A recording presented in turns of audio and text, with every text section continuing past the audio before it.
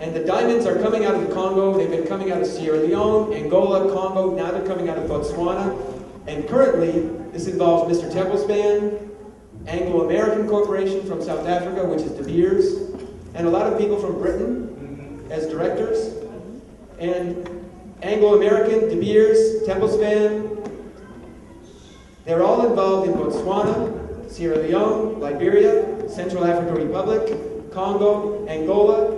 These are the big diamond countries. And they're fighting against other powerful diamond dealers, like Mr. Gertler, who I said has been very close to the Bush family. And Mr. Gertler is from Israel. So Israel is all over the Congo currently.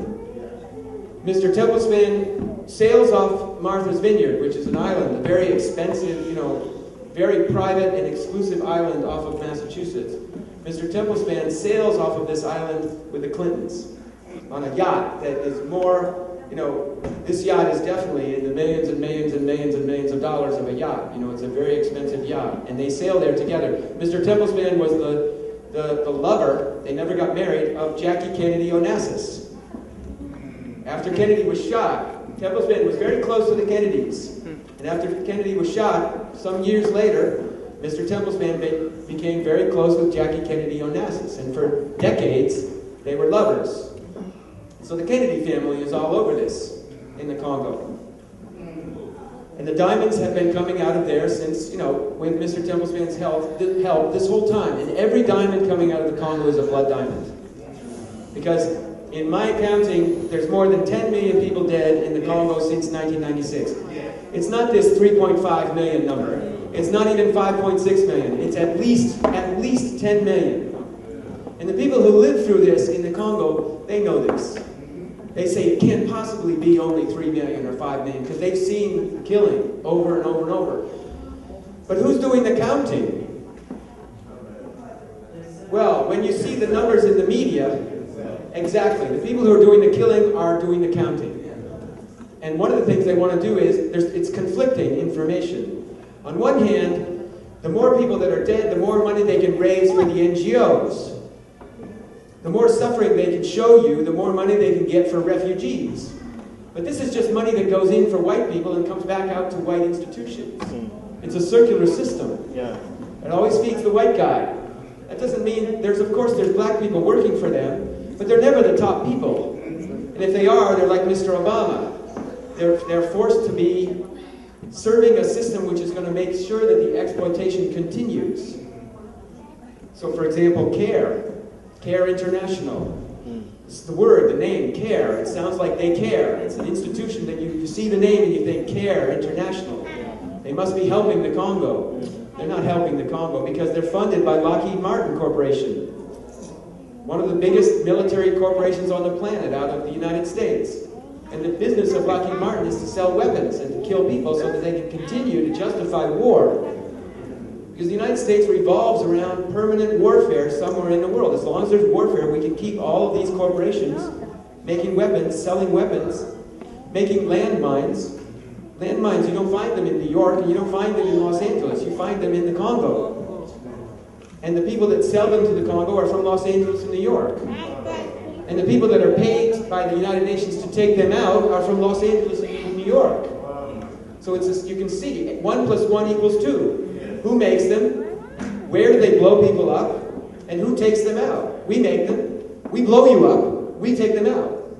When the so-called peace comes or when the contracts come to take them out, it's a mafia.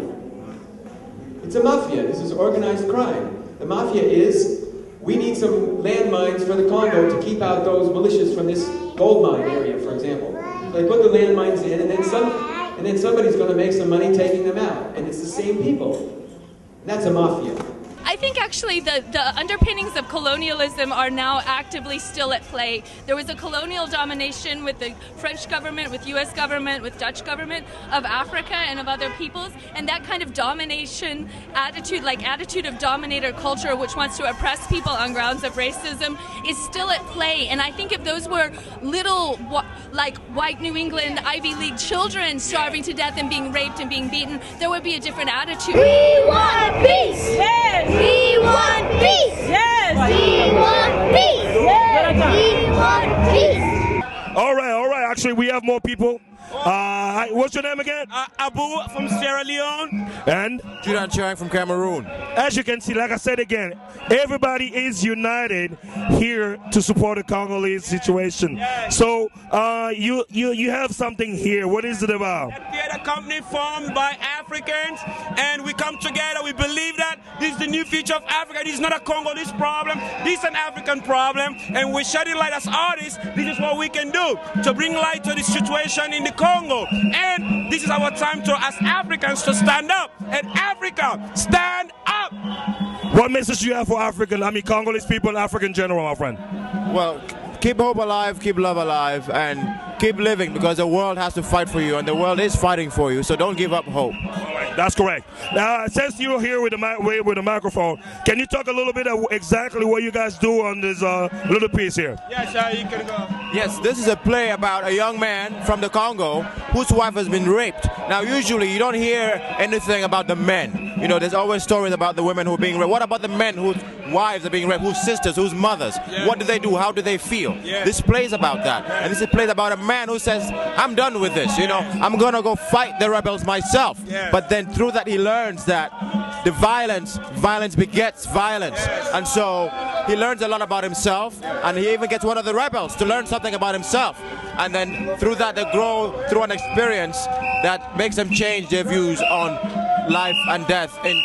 This is fantastic. And in today's Africa, we're done with the bloodshed. We're tired. We're really tired of bloodshed. We're tired of suffering. I think it's about time we take a new path, a path of unity and standing together as one as Africans. And where people can go to see your play? We are at the Avery Schreiber Theater in North Hollywood, 11050 Magnolia Boulevard, between Lancashire and Vineland Avenue. You can't miss it. And if you have any information, you can call me on 626-482-3268. And what other information? And, just look us up on Facebook at sacreddrumtheater.com. Yes. Or you can look us up on MySpace as well. Or you can go to www.sacreddrumtheater.com. There's only a few organizations that I know of that are really doing good work on the Congo, and they need to be supported. But I think what has to happen is that somehow, maybe this is one of my answers to the problem that I would give you, is that somehow you've got to get other churches in America of all denominations to stand up for Congo and what's true. You've got to get Christians on your side to understand that it's not those savages in Africa, that it's Mr. Templesman in Harvard. And for example, the Harvard University a few years ago, you remember the movie Blood Diamonds? Yeah. Another very racist movie. Hollywood is completely connected to the Pentagon.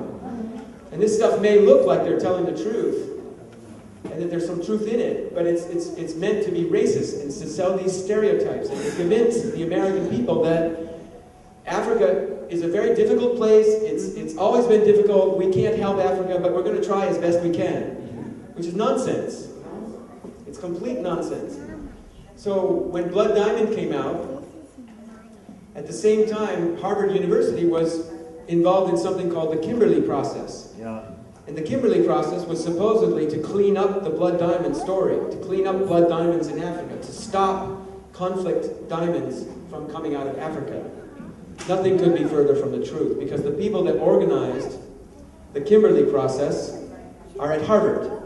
And right across the river, if you know Harvard, it's a big campus, and on one side you've got the people that organized the Kimberley process at the Kennedy School of Government, and on the other side you've got Mr. Templesman on the board of the Harvard AIDS Institute, which is connected to the Pentagon. And as I said, Mr. Templesman doesn't care about African people. He doesn't care about AIDS. This is another front, because the entire AIDS, HIV story is also about exploiting people of Congo. How?